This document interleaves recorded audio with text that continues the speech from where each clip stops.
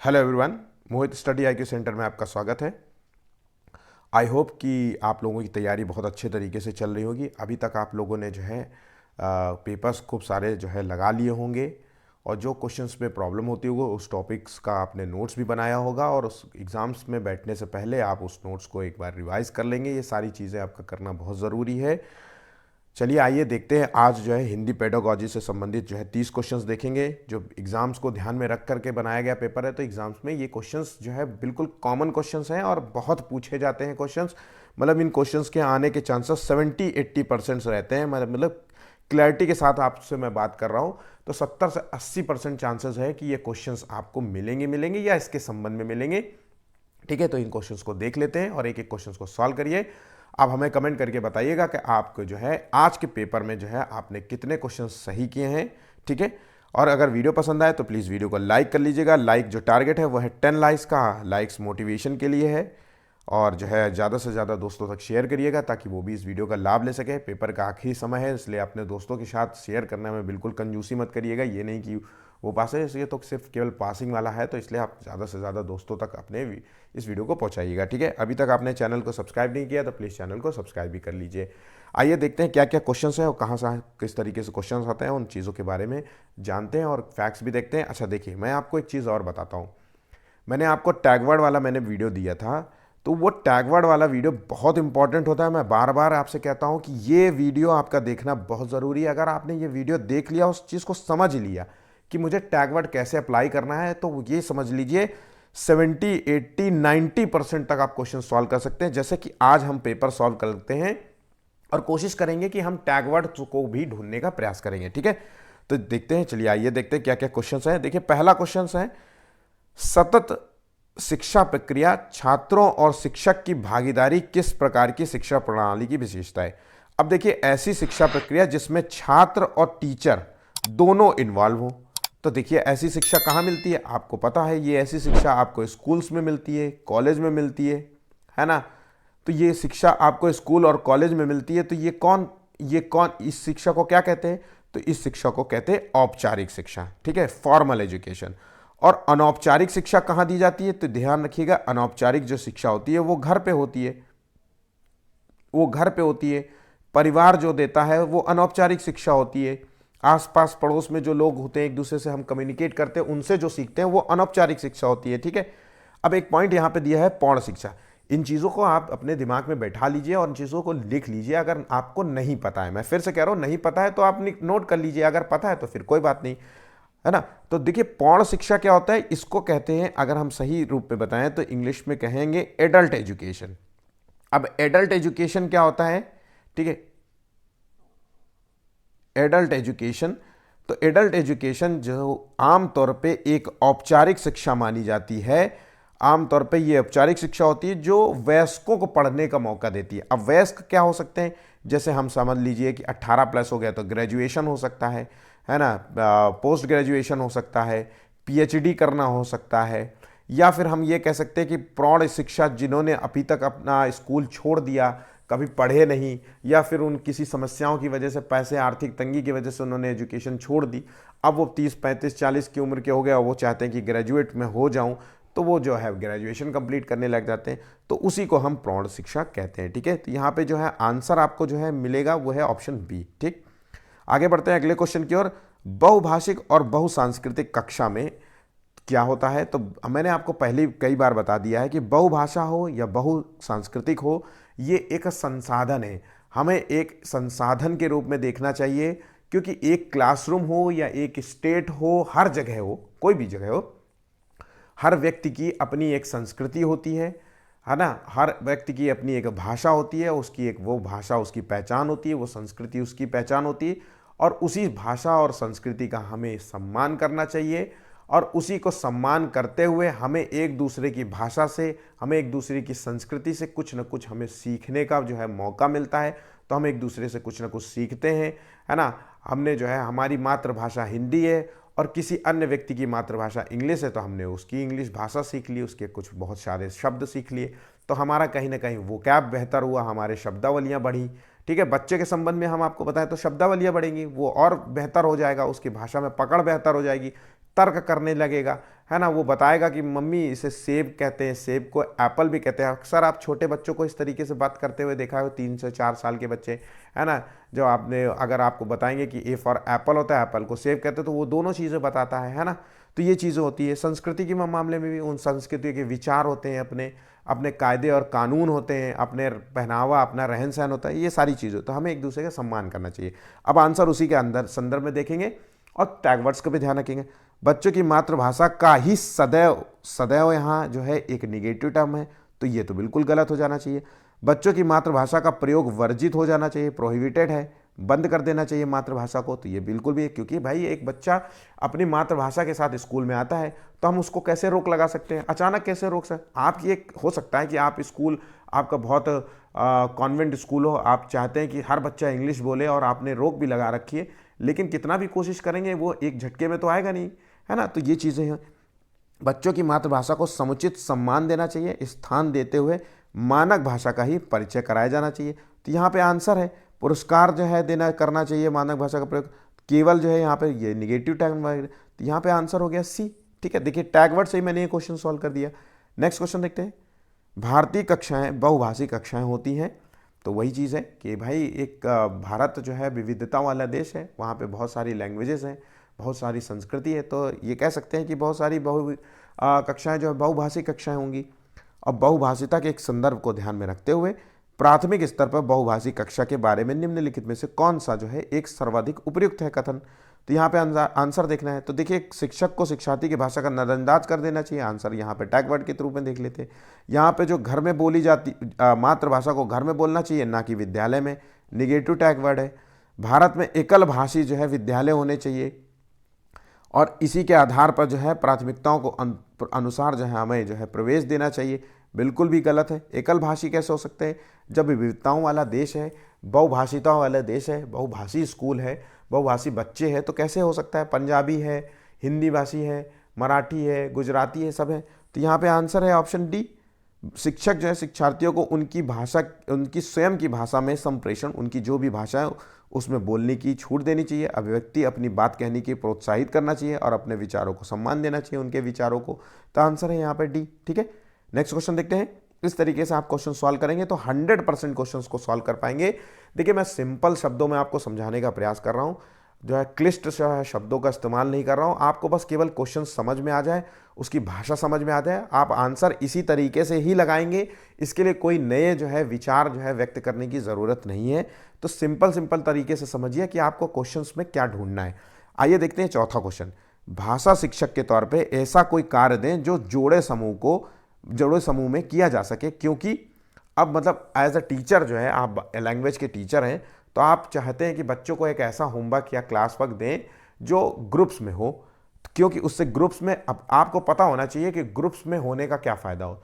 Groups में होने का यही फ़ायदा है कि भाई अगर मान लीजिए मैं ग्रुप स्टडी, हम अक्सर क्यों कहते हैं कि मम्मी हम ग्रुप स्टडी करना चाहते हैं, हम अक्सर ये क्यों कहते हैं ग्रुप स्टडी करना चाहते हैं। ग्रुप स्टडी के लिए इसलिए कहते हैं कि ग्रुप्स में पढ़ने से एक दूसरे के विचार हमें पता चलते हैं, एक दूसरे के विचार पता चलते हैं, एक दूसरे की बातें पता चलती हैं, एक दूसरे से हमें कुछ ना कुछ सीखने को मिलता है, आइडियाज़ जानने का मौका मिलता है और उन आइडिया से हम बहुत बेहतर जल्दी तरीके से सीख सकते हैं। अब उन आइडिया को हम एक दूसरे को सम्मान भी करेंगे तो प्रेम की भावना भी होगी। हम एक दूसरे से तर्क करेंगे, हमने अपने दोस्त से क्वेश्चन किया, उसने हमसे क्वेश्चन किया, हम एक दूसरे के क्वेश्चंस का आंसर दे रहे हैं, उन दोनों के विचारों को भी समझ रहे हैं। तो ये सारी चीज़ें होती हैं। तो इसी आधार पर हम क्वेश्चंस का आंसर ढूंढ लेते हैं। जब बच्चे एक साथ कार्य करेंगे तो वो अपना कार्य जो है शीघ्र समाप्त करने में सक्षम होंगे। हमें देखना है, हमें पॉजिटिव आंसर देखना है। हम ऐसा कोई कार्य कर रहे हैं तो हमें बच्चे में क्या, हम ये कार्य को शीघ्र समाप्त करने से हमारे बच्चे में क्या क्वालिटीज़ होंगी, तो इससे कोई फ़ायदा तो होगा नहीं। इंटेलेक्चुअल बौद्धिक रूप से कोई फ़ायदा नहीं होने वाला। कार्य समाप्त हो गया तो क्या हो गया, होमवर्क जल्दी हो गया तो क्या फ़ायदा हो गया, बच्चा समझ के अगर होमवर्क नहीं कर पाए तो क्या मतलब है। तो ये तो आंसर बिल्कुल नहीं होना चाहिए। इससे जो है टीचर का कार्य कम हो जाता है। भाई हम टीचर को पढ़ाने के लिए भेजा है, टीचर जो है बच्चे का मार्गदर्शक है, बच्चे का जो है वो ग्रोथ करता है, उसका शारीरिक बौद्धिक ग्रोथ करता है ना, उसमें मदद करता है, उसके विचार जानने का प्रयास करता है, उसमें हेल्प करता है। तो उसका कार्य कम करने से कोई फ़ायदा नहीं है। यहाँ पे भी आंसर गलत हो जाता है। इस प्रकार के अर्थपूर्ण कार्यों से बच्चे जो है एक दूसरे की सहायता करके करते हैं और सीखते हैं, तो आंसर है यहाँ पे। ठीक है, तो एक दूसरे की, तो बच्चों के अंदर जो है सामाजिकता की भावना होती है, सामाजिकता की भावना आती है जोड़े में कार्य करने से। अंक जो है अधिक आने का कोई जो है यहाँ पे जो है मूल उद्देश्य नहीं नज़र आता है। ऑप्शन यहाँ पे सी है। थोड़ी आवाज़ हमारी भारी होगी भाई, देखिए मुझे बहुत दिक्कत है, कफ है मुझे पूरे चेस्ट में, है ना, सांस मुझे फूलती है मेरे, मतलब आप खुद ही समझ रहे होंगे मेरी आवाज़ को थोड़ा सा, पहले मेरी कैसी थी अभी कैसी आवाज़ है। मैं कई बार जो है एक एक दिन छोड़ करके वीडियो डाल रहा हूँ, क्योंकि मैंने ऑलरेडी सफिशिएंट वीडियो डाल दिया है। मैं अगर आप मेरा प्रीवियस वीडियो भी देखेंगे तो पूरा क्लियर हो जाएगा आपका। ठीक है, मैं फिर भी पूरी कोशिश करता हूँ, तो प्लीज़ हमें भी सपोर्ट करिए, आपके लिए मेहनत करते हैं। एटलीस्ट जो देखते हो आप लोग, जितने भी लोग देखते हो, है ना, अगर उस व्यक्ति को 50% भी लगता है कि फ़ायदा है, तो उसको थोड़ा सा जो है हमें भी थोड़ा प्रोत्साहन करिए, जो है हम भी कोशिश करेंगे आपके लिए और बेहतर लाने की, वीडियोस को बनाने की कोशिश करेंगे। ठीक है, चलिए आइए देखते हैं आगे को क्वेश्चन क्या है। 5वां क्वेश्चन है, अध्यापक का अपनी कक्षा में इस बात पर ध्यान जाता है कि एक बच्चे को भाषा पढ़ने में, अब देखिए यहाँ पे बात हो रही है बच्चों को क्या पढ़ने में दिक्कत हो रही है, भाषा को पढ़ने में जो है कठिनाई महसूस हो रही है। तो ये जो 4 शब्द दिए रहते हैं, 5-6 शब्द होते हैं, है ना, जो विकार के संबंध में, ये क्वेश्चन बहुत इंपॉर्टेंट है और ये 101% 2 से 3 क्वेश्चन आएगा। ठीक है, सीडीपी में भी पूछ सकता है, हिंदी में पूछ सकता है, ईवीएस में पूछ सकता है, कहीं पे भी पूछा जा सकता है, मैथ में पूछ सकता है। तो आंसर देखिए यहाँ पे, बच्चे को अगर भाषा पढ़ने संबंधी विकार है तो उसे कहते हैं डिसलेक्सिया। आपको ये टर्म याद रखना है, ये ऑप्शंस में बहुत रेयर केस में दिया जाता है। अगर आपका लक अच्छा रहा तो ये दे देंगे, तो आप तो तुरंत आंसर बता देंगे कि पढ़ने की क्षमता के संबंध में कोई बात कह रहा है, लेकिन अदरवाइज आपको साइंटिफिक वर्ड आपको याद रखना होगा, जिसे कहते हैं डिसलेक्सिया। अगर डिसकैल्कुलिया होगा तो गणना संबंधी है, जैसे बच्चे को 2 + 2, 2 × 2, है ना, एक टॉफ़ी आपको दी, एक टॉफ़ी जो है उसको दिया, जो है हमने कितनी टॉफ़ी जो है दे दी। तो इस तरीके के क्वेश्चन जो हैं, तो गणना संबंधी जो है बच्चों को जो है विकार हो जाता है, तर्क नहीं कर पाता गणना के संबंध में। अगर डिस्ग्राफिया है जैसे, तो वो उसे कहते हैं लेखन संबंधी विकार, बच्चा लिखने में दिक्कत होती है, जैसे 100 को वाज लिख देगा, है ना, डी को उल्टा बी लिख देगा, तो इस तरीके से जो है डब्ल्यू को एम लिख सकता है। तो ये जो होता है इसे कहते हैं डिस्ग्राफिया। ठीक है, और पढ़ने और अभ्यास करने की अक्षमता को डिस्प्रेक्सिया कहते हैं। यहां तक समझ गए होंगे। आगे बढ़ते हैं अगले क्वेश्चन की ओर। निम्नलिखित में से कौन सा कथन प्राथमिक स्तर पर आकलन करने के संदर्भ में सही नहीं है? क्वेश्चन को बहुत अच्छे तरीके से रीड करिएगा क्वेश्चन पेपर को, क्योंकि जो है सही नहीं है, गलत है, इन चीज़ों को बहुत अच्छे से ध्यान रखिएगा। तो आकलन संबंधी देखिए, आकलन का जो है मूल उद्देश्य क्या होता है, हम आकलन क्यों करते हैं? तो हम बच्चे का आकलन इसलिए करते हैं कि जो भी बच्चे को पढ़ाई के दौरान कमियां हैं, उसको हम सुधार सके। क्या कर सके? सुधार सके। पढ़ाने के दौरान सुधार सके या पढ़ाई के बाद सुधार सके, है ना। ये मूल उद्देश्य होता है आकलन का। आकलन हो या मूल्यांकन, अगर दोनों शब्द हो जाए, यहाँ पे कुछ भी लिख के आ जाए, आपको यही मान के चलना है। ठीक है, तो आइए आंसर्स ढूंढ लेते हैं टैग वर्ड्स को के अंत में। तो आकलन जो है प्रत्येक सत्र के अंत में करना चाहिए। टैग वर्ड है, निगेटिव टैग वर्ड है, मैंने आपको आंसर सही टैग वर्ड में ढूंढना है। आकलन राज्य आधारित होना चाहिए और राज्य द्वारा पूरे राज्य के एक साथ ही आयोजित करनी चाहिए, वाहियात ऑप्शन था। आकलन जो है विद्यालय आधारित होना चाहिए और शिक्षण अधिगम प्रक्रिया के साथ समायोजित होना चाहिए, बिल्कुल सही बात है, यहाँ पे ऑप्शन सी बिल्कुल सही है। या फिर आकलन वर्ष में एक बार होना चाहिए, ये भी गलत है। मैंने आपको पहले भी बता दिया है कि आकलन का मूल उद्देश्य होता है तत्काल जो है, जैसे आप मान लीजिए कोई टॉपिक पढ़ा रहे हैं, अब टॉपिक पढ़ा रहे हैं, बच्चे को समझ नहीं आ रहा है, तो आकलन करते हुए, इस बात का आकलन करते हुए कि बच्चे को ये बात नहीं समझ में आ रही है, तो आप जो है अन्य प्रयास के माध्यम से या फिर से दोबारा उस बच्चे को समझाने का प्रयास करेंगे, यही तो आकलन होगा। ना कि बच्चे से आप कहेंगे कि देखो बेटा, अब तो मैंने टॉपिक पढ़ा दिया है, अब जब सिलेबस कंप्लीट हो जाएगा उसके बाद फिर से मुझसे क्वेश्चन ये बात पूछ लेना। तो वर्ष में एक बार आयोजित करेंगे क्वेश्चन या फिर एग्जाम के माध्यम से, तो ये आंसर बिल्कुल नहीं होगा। आंसर यहाँ पे सी मैच करेगा। ठीक है, एक शब्द है बस, यही से आंसर पूरा लॉक होगा। मैं फिर से कह रहा हूं, यही आंसर होगा, हमेशा यही आंसर होगा, इसके अलावा कुछ नहीं होगा। बस शब्द जो है इधर के उधर होंगे, उधर के इधर होंगे, ऐसे शब्द बदले जाएंगे।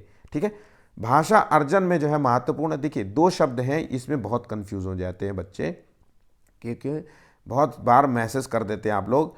देखिए भाषा अर्जन और अधिगम क्या होता है, ये बस एक शब्द में आप नोट कर लीजिए। अगर अर्जन आए तो मतलब है वातावरण, वातावरण या फिर घर ले लीजिए, परिवार ले लीजिए, हेरिडिटी से संबंध भी रख लीजिए, हेरिडिटी, ठीक है, हेरिडिटी मतलब माता पिता के गुण होंगे, है ना। और अधिगम जो है वो है नियम के तहत सीखा जाता है, ऐसा लिख लीजिए, नियम सीखेगा, नियम सीखेगा, है ना, ठीक है। तो ये रहता है। तो अर्जन की प्रक्रिया सबसे पहले होती है, फिर बाद में होती है अधिगम की प्रक्रिया, है ना। तो अर्जन जो होता है वो उसके वातावरण जहाँ वो रहता है तो वो उसी भाषा को अडॉप्ट कर लेता है, घर परिवार जो भी है, हेरिडिटी, माता पिता के जैसे भी गुण होंगे उसकी जैसी भाषा होगी उसी को वो अर्जित कर लेगा, ठीक है। अधिगम में क्या होता है कि भाई कोई लैंग्वेज सीखनी है, उसको कोई भाषा सीखनी है ना, कुछ और सीखना है, तो वो अधिगम की प्रक्रिया में आएगा। तो यहाँ पे जो है अर्जन में महत्वपूर्ण होता है भाषा का विविध रूप से प्रयोग, ना कि पाठ्यपुस्तक, भाषा का टीचर और व्याकरण तो बिल्कुल भी नहीं है। आंसर है ऑप्शन यहाँ पे सी, ठीक है। अगला क्वेश्चन देखिए, भाषा अधिगम के लिए सामग्री तैयार करने के सिद्धांतों में से एक है। तो भाषा अधिगम के लिए सामग्री तैयार करना है हमें, तो उसमें से क्या है, प्रत्येक आयवर के लिए जटिल जो है सामग्री चुनना है। तो जटिल शब्द क्यों यूज हो रहा है भाई, आप तो एक तो पहली बात तो कक्षा 1 से कक्षा 5 तक का जो है एग्जाम देना है हमें, तो हम जटिल सामग्री यूज करेंगे। ऐसे बच्चे प्राथमिक स्तर पे बच्चों को जटिल सामग्री यूज करेंगे ताकि उनको समझ में ना आए, तो ये तो गलत हो गया।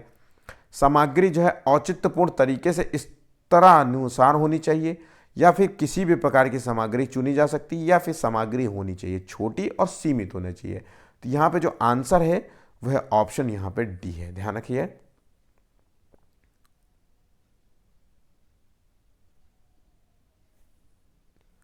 नेक्स्ट क्वेश्चन, भाषा अर्जन होता है जब, अब मैंने आपको बताया था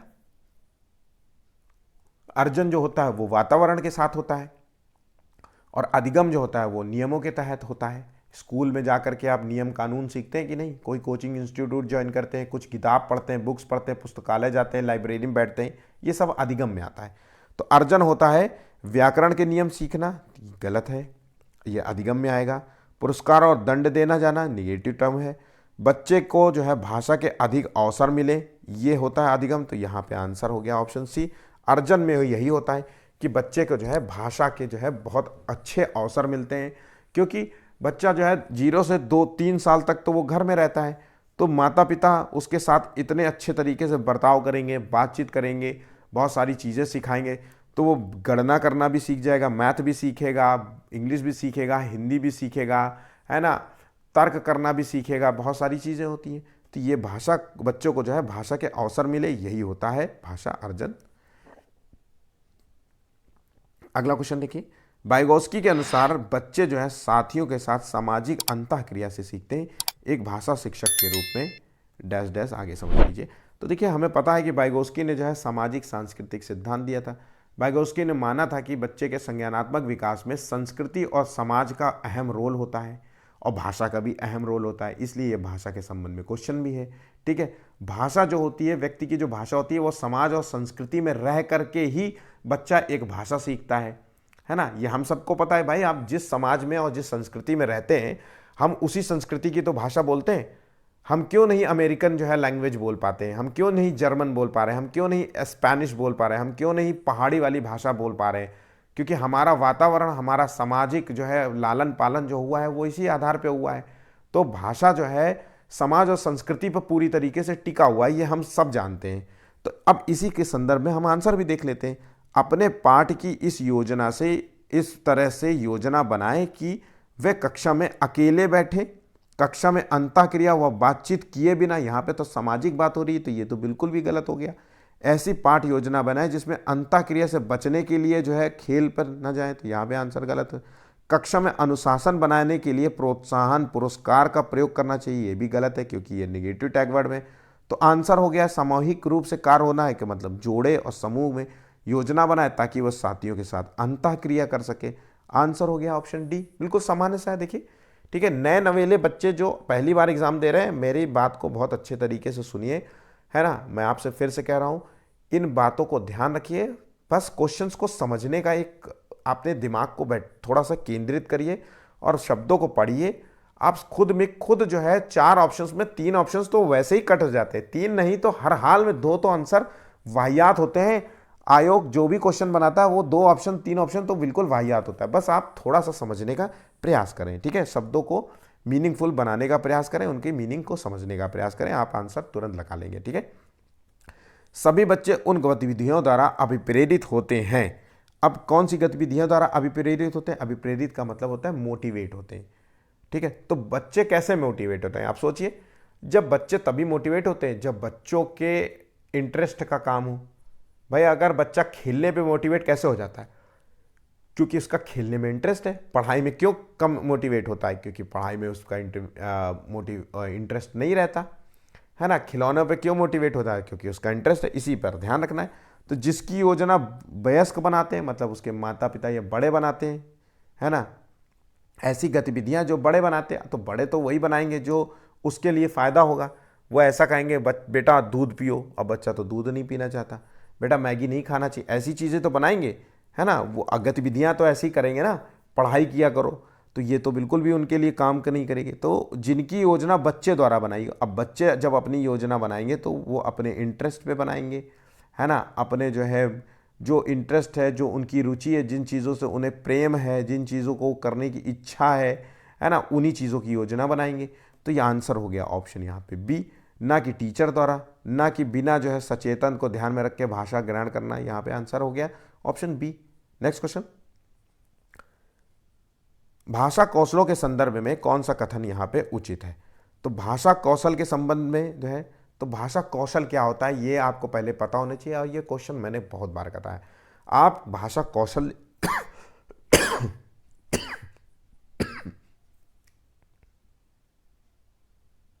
एक सेकेंड, थोड़ा सा दिक्कत होने लगी। अब देखिए भाषा कौशल क्या होता है। तो भाषा कौशल के आगे लिख लीजिए, भाषा के जो कौशल होते हैं वो 4 प्रकार के होते हैं और एक दूसरे से अंतः संबंधित होते हैं। आंसर है, अब वो क्या है? लेखन कौशल, पठन कौशल, अरे ये लिखना तो है, सुनना, बोलना, पढ़ना, लिखना, है ना, ये 4 कौशल होते हैं। ये एक क्रम से ही सीखते हैं, तो ये गलत है। यहाँ पे एक क्रम से नहीं सीखते, ठीक है, इनका कोई क्रम नहीं है, पर एक दूसरे से अंतः संबंधित होते हैं, एक दूसरे से इंटरलिंक जो जुड़े होते हैं। अच्छा, इसके अलावा एक और कौशल है जिसको जो है, जिसको हम कहते हैं संकेत, ठीक है, सांकेतिक कौशल, सांकेतिक कौशल भी कहते हैं। तो इस चीज़ को ध्यान रखिएगा। सांकेतिक कौशल, संकेत में अपनी बात कहना, जो जो श्रवण हो, जिनको सुनाई नहीं देता, तो वो संकेत में ही तो अपनी बात कहेंगे, है ना। दृष्टिबाधित होंगे तो वो भी अपनी बात संकेत में कह सकते हैं। तो इसलिए ये सांकेतिक जो है कौशल भी एक भाषा कौशल के अंतर्गत आता है। तो ध्यान रखिएगा, इस चीज़ को थोड़ा सा दिमाग में बनाए रखिएगा। 4 कौशल के बारे में है, अगर ऑप्शन में 5 आ जाए तो 5 भी लगा दीजिएगा, ठीक है। शैक्षिक प्रक्रियाओं के मूल्यांकन के संदर्भ में आप किस कथन से सहमति प्रकट करेंगे? तो अगर हम मूल्यांकन की बात करें तो मैंने आपको बताया था मूल्यांकन क्यों करते हैं, है ना। तो मूल्यांकन क्यों करेंगे? बच्चे को फेल न किए जाने के प्रावधान के कारण ही विद्यार्थी सीख नहीं पा रहे। मतलब ये कहा जा रहा है कि हम ज़्यादा से ज़्यादा बच्चों को फेल करेंगे तभी वो बच्चे सीखेंगे, तो ये बिल्कुल भी गलत है। प्रावधान, इस तरीके के विचार भी गलत है। परीक्षा और फेल हो जाने का डर जो है बच्चों में जो है प्रेरणा का स्रोत बनकर काम आता है, ये बिल्कुल भी गलत है। डर हो गया, पुरस्कार हो गया, दंड देना हो गया, इस तरीके की जो है ये सब निगेटिव वर्ड हैं, और ये सबसे बच्चे और भी जो है ढीठ हो जाएंगे, पढ़ने का जो है उनकी इच्छा खत्म हो जाएगी, रुचि खत्म हो जाएगी, ठीक है। बच्चों को पास और फेल करना वास्तव में जो है व्यवस्थागत विफलताओं को बच्चों के सिर मढ़ना होता है, ठीक है।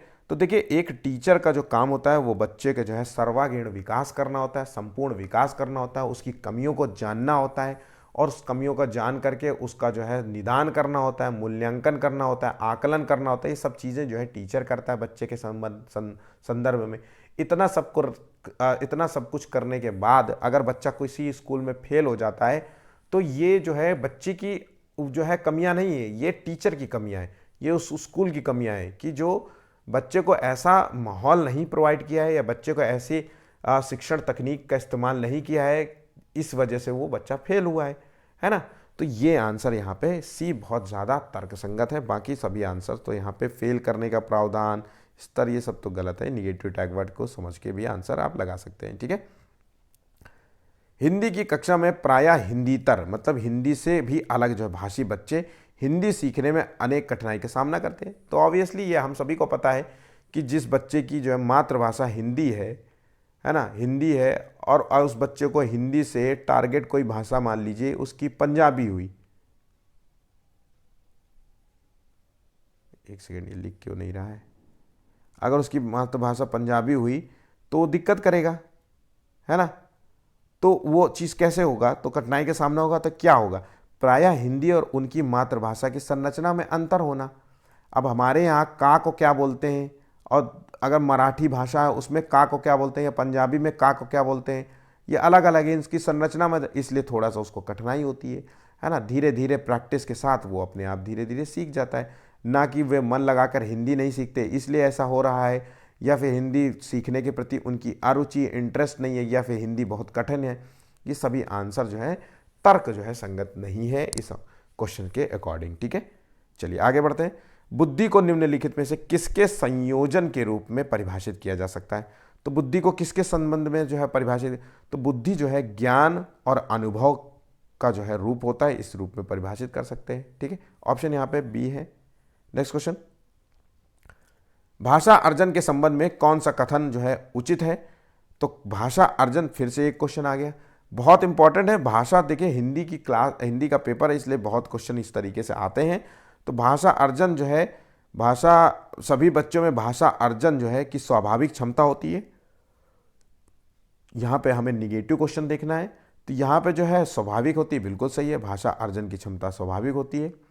और बच्चे जो है, चोम्स्की ने पहले भी कहा है कि हर बच्चा जो है अपनी एक मतलब बच्चे के अंदर जो है भाषा सीखने की क्षमता जन्मजात होती है। तो ये उसी के जो है रूप दे रहा है यह आंसर। भाषा अर्जन के लिए नियम सिखाए जाते हैं, या फिर भाषा अर्जन को सहज बनाने के लिए एक ऐसा माहौल प्रोवाइड करना चाहिए। तो बिल्कुल सही बात है, मैंने अर्जन जो है, अब ये माहौल कहाँ होगा, घर वाला, परिवार का माहौल होगा, यही सब होगा। बिना जो है विद्यालय के भाषा अर्जन संभव है, बिल्कुल सही है। तो यहाँ पे जो आंसर है वो है ऑप्शन बी, गलत है, ठीक है। नेक्स्ट क्वेश्चन, कथावाचक एक ऐसी गतिविधि है जिसका कक्षा में बहुतायत रूप में प्रयोग किया जाना चाहिए। कथावाचक का मतलब होता है ओरेटर, उपदेश देना। आप जैसे मैं आपको एक कथा ही तो बोल रहा हूँ एक तरीके से, है ना, पढ़ता जा रहा हूँ किसी चीज़, किसी टॉपिक के बारे में आपका विचार अपने व्यक्त करता जा रहा हूँ, तो ये कथावाचन है। तो इसका मूल इस उद्देश्य क्या होता है, इससे फ़ायदा क्या होता है। तो देखिए मैंने आपसे ये क्वेश्चन पढ़ रहा हूँ और इसका फ़ायदा क्या होता है, इसमें तार्किक समझ बेहतर होती है। आप सुन रहे हैं मेरी बात और आप सोच भी रहे हैं कि नहीं ये बात तो सही है, भाई बिल्कुल सही है। मैंने आपसे क्वेश्चन का आंसर दिया और आप इस बात पे तार्किक समझ बेहतर करने की कोशिश करें कि नहीं ये बात तो सही कह रहे हैं, सर की जो बात थी वो यहाँ तक सही है। इससे आपकी जो है इमेजिनेशन पावर भी बढ़ती है, ठीक है। तो कल्पनाशीलता की जो है नींव रखी जाती है। तो आंसर है यहाँ पे बी, ठीक है। बाकी ये सभी ऑप्शंस जो हैं यहाँ पे गलत हो गए। अगला क्वेश्चन देखिए 18वां, व्याकरण शिक्षण की अपेक्षाकृत बेहतर विधि है। मोस्ट इंपॉर्टेंट क्वेश्चन है इसे। ये क्वेश्चन बिल्कुल सिंपल तरीके से पूछ लिया जाता है या परिभाषा के रूप में पूछ लिया जाता है, कई तरीकों से क्वेश्चन पूछा जाता है। तो अगर ये क्वेश्चन आ जाता है कि व्याकरण शिक्षण की जो सबसे बेहतर तकनीक है तो वह है आगमन विधि। आगमन विधि क्या होता है, आगमन विधि में जब टीचर होता है, जब बच्चों को पढ़ाता है तो सबसे पहले जो है उदाहरण पेश करता है, फिर उसके बाद वो टीचर जो होता है बच्चों को नियम, सूत्र, परिभाषा, है ना, इसकी जानकारी। तो नियम से उदाहरण से नियम की ओर जाना, सूत्र की ओर जाना, परिभाषा की ओर जाना, ये होता है आगमन विधि में। और इसी का जस्ट जो है रिवर्स कर दो, नियम से उदाहरण की तरफ जाना जो है ये होता है निगमन विधि में, ठीक है। पुस्तक विधि तो वही होती है जिसमें पुस्तकें लेकर के पढ़ो, तो पुस्तक विधि हो गई। ये हायर एजुकेशन में यही होता है, बुक्स लेकर के आप पढ़ते हैं, या हाई स्कूल ग्रेजुएशन में बुक्स के माध्यम से पढ़ते हैं, तो ये सब होता है, ठीक है। यहाँ पे चीज़ें समझ गए। भाषा सीखने के लिए कौन सा जो है कारक सर्वाधिक महत्वपूर्ण है। तो भाषा सीखने के लिए सबसे ज़्यादा क्या होता है, सबसे ज़्यादा यही कारक है। तो समृद्ध वातावरण होना चाहिए, आसपास का ऐसा माहौल होना चाहिए जहाँ पे आप सीख सके भाषा। ठीक है, आंसर यहाँ पे ए सही है। अगला क्वेश्चन, दृष्टिबाधित बच्चों को भाषा सिखाते समय किस चीज़ों का ध्यान रखना चाहिए? तो अगर दृष्टिबाधित है, बच्चे को साफ सुथरा नहीं दिखता है, कम दिखता है, तो हम बहुत सारी तकनीक चीज़ें यूज़ कर सकते हैं। अधिक से अधिक मौखिक भाषा का प्रयोग करना चाहिए, या फिर उसे अलग बैठाना चाहिए, या फिर विभिन्न गतिविधियां शामिल नहीं करना चाहिए। भाई देखिए, काम कम पाठों वाली पाठ्य पुस्तक का जो है निर्माण किया जाना चाहिए, बिल्कुल भी नहीं। क्योंकि भाई एक क्लासरूम में, मैंने आपसे कई बार कहा है कि एक क्लासरूम में बहुभाषी बच्चे होते हैं, बहुसंस्कृति वाले बच्चे होते हैं, है ना। समावेशी क्लासरूम होती है। समावेशी का मतलब होता है कि वो क्लासरूम जहाँ पे सभी प्रकार के बच्चे होते हैं, अमीर, गरीब, सामान्य, विशिष्ट, है ना। ये सब विशिष्ट का मतलब दृष्टिबाधित, श्रवणबाधित हो गया, शारीरिक रूप से विकलांग भी हो गया। तो ऐसे बच्चों को अधिक से अधिक मौके देने चाहिए। स्कूल की सबसे आगे वाली बेंच में बैठाना चाहिए। दृष्टिबाधित है मतलब आंख से दिखता नहीं, तो टीचर को साफ सुथरा बोलने की जो है होना चाहिए, क्वालिटी होनी चाहिए। साफ सुथरा बोले, उसके साथ साथ थोड़ा सा तेज बोले आवाज़ में, ताकि वो सुन करके अपनी चीज़ों को समझ सके, उन चीज़ों को। तो ये सारी चीज़ें अपना सके। तो अधिक से अधिक मौखिक भाषा का प्रयोग करना चाहिए, बोलने वाली भाषा का प्रयोग करना चाहिए। ठीक है, अगला क्वेश्चन देखिए, भाषा की जो है पाठ्य पुस्तक के लिए पाठों का चुनाव करते समय क्या करना चाहिए? अब अगर हम मान लीजिए हम एक कोई भाषा की बुक जो है सिलेक्ट कर रहे हैं, तो हम और उसमें जो है टॉपिक्स का चुनाव कर रहे हैं, तो हम क्या, तो पाठों की संख्या की जो है ये बुक जो है 300 पेज की होनी चाहिए। इस पर जो है ज़्यादा मतलब ध्यान देंगे, या फिर राइटर्स का ध्यान देंगे, रचनाएं का ध्यान देंगे, या फिर ऐसी चीज़ों का ध्यान देंगे जो बच्चों की संवेदनशीलता को जो है छू सके, उनके जो है नॉलेज को छू सके, है ना, बच्चे की रुचि को जो है टच करें, इंटरेस्ट को जो है। तो देखिए आप जो है पीजी क्लास की, नर्सरी क्लास की, एलकेजी क्लास की बुक्स जो है बड़ी किस तरीके की होती है, थोड़ी कलरफुल होती हैं, है ना। ऐसे ऐसे उदाहरण पेश किए जाए, ऐसे ऐसे पिक्चर्स दी जाती हैं, ताकि बच्चों को जो है वो पिक्चर्स देख करके उनको बड़ा अच्छा लगे। तो इसी तरीके की होती है। तो आंसर है यहाँ पे ऑप्शन सी। ठीक है, चलिए आगे बढ़ते हैं नेक्स्ट क्वेश्चन की ओर। 8वीं कक्षा में पढ़ने वाला आदित्य कागज पर लिखते समय बाएं हाशिए को बढ़ाता चलता है, ये प्रमुख लक्षण है। तो देखिए, लेखन संबंधी विकार है तो ये हो गया डिस्ग्राफिया। पठन संबंधी विकार होता तो डिसलेक्सिया हो जाता। ठीक है, तो यहाँ पे डिस्ग्राफिया आंसर है ऑप्शन सी। अभी तक आपने जो है वीडियो को लाइक नहीं किया है तो प्लीज़ लाइक कर लीजिए, लाइक कर लीजिए। मैं फिर से 2 मिनट के लिए होल्ड कर लेता हूँ, मेरी आवाज़ भी थोड़ी बैठ गई है ना। आप प्लीज़ चैनल को सब्सक्राइब कर लीजिए, आप सभी से रिक्वेस्ट है। चलिए आगे बढ़ते हैं अगले क्वेश्चन की ओर। नेक्स्ट क्वेश्चन देखते हैं।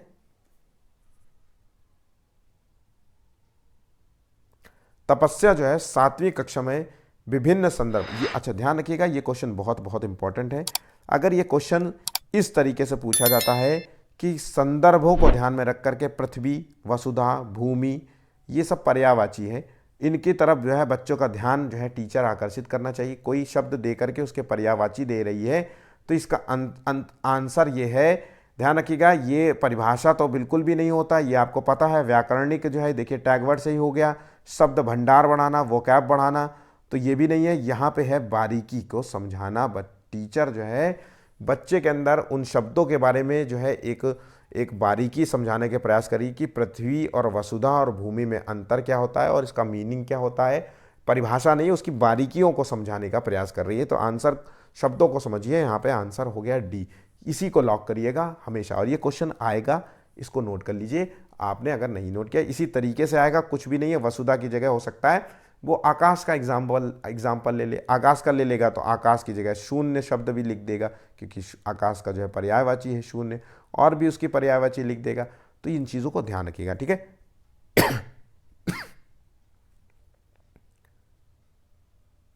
भाषा शिक्षण के संदर्भ में निम्नलिखित में से कौन सी जो है पाठ्य पुस्तक की उपयोगिता है? तो हमें सबसे ज़्यादा जो है क्या उपयोगिता है, ये टीचर को मार्गदर्शन देती है, बिल्कुल सही है। आप देखिए, पाठ्य पुस्तक जो होती है, हमारे पास जो बुक होती है, तो टीचर को मार्गदर्शन देती है कि भाई क्या पढ़ाना है बच्चों को, कितना पढ़ाना है। टीचर को भी पता होना चाहिए। अगर मान लीजिए हम सीटेट आपको पढ़ा रहे हैं और हमें सिलेबस ना पता हो, हमें टॉपिक्स के बारे में ना पता हो, तो हम आपको जाने क्या क्या पढ़ा डालेंगे, जाने क्या क्या कहाँ कहाँ की बुक लेकर के आ जाएंगे। तो ये बिल्कुल ज़रूरी है। पुस्तकें ज्ञान प्राप्ति का सशक्त साधन है, ये हमें बिल्कुल सही है।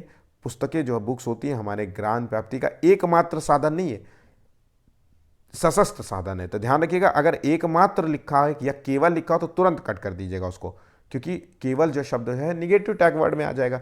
पुस्तकों के सहारे जो है बिना गुरु के भी ज्ञान, बिल्कुल सही बात है।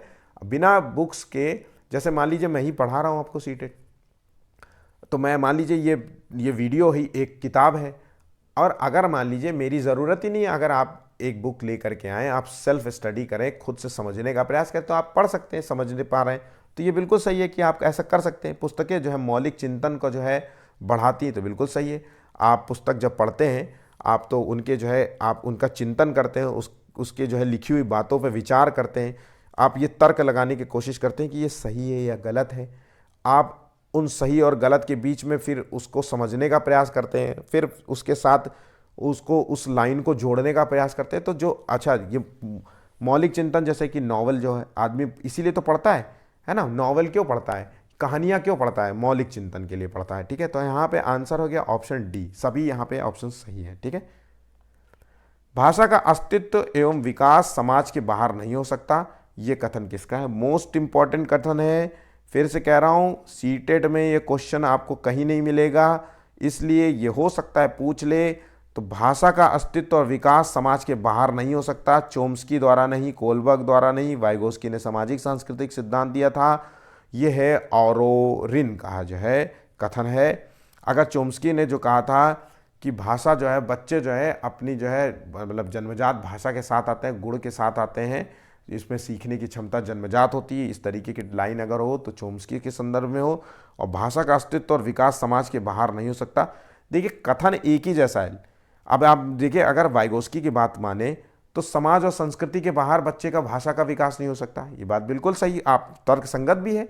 हम अब सब जो है जितने लोगों की भाषा है वो समाज और संस्कृति में रह कर की हुई है ना। अब जंगल में अगर आप व्यक्ति को बचपन में ही छोड़ दिया जाए तो वो क्या सीखेगा, वो वही जानवरों की तरह बोलेगा। तो ये, लेकिन हमें बस केवल इस कथन पर ध्यान देना है कि ये कथन सेम टू सेम लाइन किसके द्वारा कही गई है, तो आंसर है ऑप्शन डी। ठीक है, गलत मत करिएगा, पढ़ाने के बाद भी नोट कर लीजिए नोट्स पे। निम्नलिखित में से किस तत्व को ध्यान में रखकर स्कूली पाठ्य चर्चा में भाषा शिक्षण के उद्देश्य तय किए जाने चाहिए? तो यहाँ पे जो है स्कूली पाठ्य चर्चा के ध्यान में रख करके भाषा के उद्देश्य तय किए जाने चाहिए। तो बच्चे जो है अच्छी खासी विकसित भाषिक व्यवस्था के साथ जो है स्कूल आते हैं, तो बिल्कुल सही है। बच्चे एक भाषा के साथ आते हैं, तो ये बिल्कुल सही होना चाहिए। बच्चे के जो है भाषा ज्ञान प्रारंभ में शून्य होता है, तो ये यहाँ पे गलत हो जाता है। बच्चे में जो है भाषा संबंधी कौशल का पूर्णतः अभाव होता है, तो मैंने अभी पहले कहा कि बच्चा जो है एक भाषा के साथ आता है, मातृभाषा उसकी होती है, फिर वो धीरे धीरे वो टारगेट भाषा की ओर बढ़ता है। तो यहाँ पे आंसर हो गया ऑप्शन ए। उपरोक्त सभी जो है कंफ्यूज करने के लिए दिए गए कि सभी आंसर उपरोक्त सभी नहीं होते, याद रखिएगा। आगे बढ़ते हैं। एक टीचर जो है पहले बच्चों को संज्ञा की परिभाषा बताती है, देखिए यहाँ पे पहले परिभाषा बताई जा रही है, फिर उसके बाद संज्ञा के उदाहरण पेश करती है। तो ये व्याकरण शिक्षण की कौन सी विधि है? तो ये विधि जो होती है ये बेस्ट विधि नहीं मानी जाती है, बच्चों के संबंध में बिल्कुल भी अच्छी नहीं है, चाइल्ड सेंटर्ड नहीं है, तो ये ध्यान रखिएगा। तो ये विधि होती है निगमन विधि होती है। तो बच्चों के संबंध में अगर हम बात करें तो चाइल्ड सेंटर्ड होती है, ये होती है आगमन विधि, जिसमें बच्चे को टीचर जो है पहले उदाहरण पेश करती है फिर नियम बताती है। निगमन विधि में पहले परिभाषा बताती है, नियम बताती है, फिर उसके बाद उदाहरण पेश करती है। यहाँ पे ठीक है, चीज समझ गए। 28वां क्वेश्चन है, बच्चे एक या एक से अधिक भाषाओं के ज्ञान के साथ विद्यालय में आते हैं, एक से अधिक भाषाओं का ज्ञान बच्चों में सहायता प्रदान करता है। मैंने आपको बताया था कि एक से अधिक भाषा जो होती है संसाधन होती है, और बच्चे को कहीं ना कहीं जो है तार्किक क्षमता का विकास करती है, बच्चे को कुछ ना कुछ सीखने को मिलता है, शब्दावलियाँ उसकी बढ़ जाती हैं, शब्द बोलने की क्षमता बढ़ जाती है, एक दूसरे के प्रति सम्मान की भावना बढ़ जाती है। भाई एक दूसरे के विचार भी तो लेंगे, तो ऐसा तो है नहीं कि उसके विचार ही ले लेंगे, उसकी आदतों को भी लेंगे, उसके सामाजिक चीज़ों को भी लेंगे, तो सारी चीज़ें। तो अन्य भाषाओं को आसानी से सीखने में जो है एक से अधिक भाषा को जो है बच्चों में सहायता करता है, या राष्ट्र की रीति रिवाजों अन्य संस्कृतियों से जुड़ने में मदद करता है, या अन्य विद्यार्थियों के साथ न जुड़ने और संवेदनशील होने में। तो यहाँ पे